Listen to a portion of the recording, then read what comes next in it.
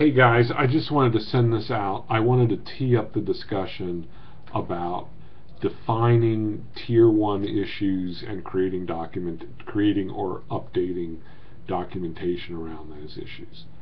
So I may run late. I didn't realize I have a doctor's appointment just before that meeting and it may run over, so I wanted to provide this in case I run late or in case I don't make the 1 o'clock meeting today, but this can be referenced in future. So just to be clear about how I would like to define tier 1 support issues. These are issues that basically anyone, and Andrew, you might be the best point of reference for this because of your previous work with Acer. This has got to be something that someone at an Acer call center could do. This has got to be something that someone at a call center in India can do. So limited institutional knowledge required, frankly limited technical knowledge required. It's just a matter of, if this happens, then follow these steps, right? So, obviously password resets is perhaps the most binary of those. Maybe some issues regarding the functionality of Windows or Office. Maybe the adding of printers.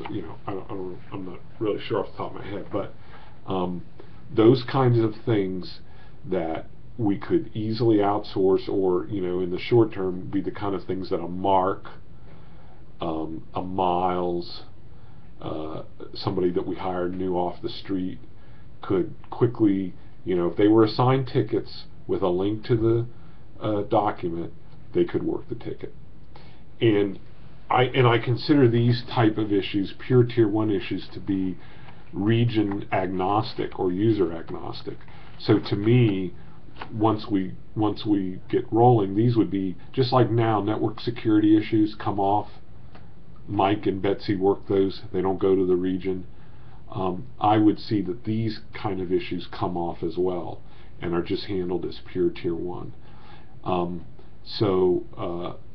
That they're not the kind of thing that require a lot of touch. They're not the kind of thing that require a lot of knowledge about the user's environment or specifics about the users.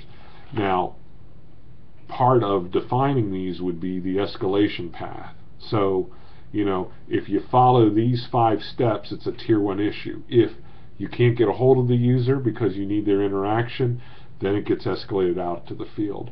If these 3 exceptions take place and it doesn't go according to procedure, then it gets escalated to the region.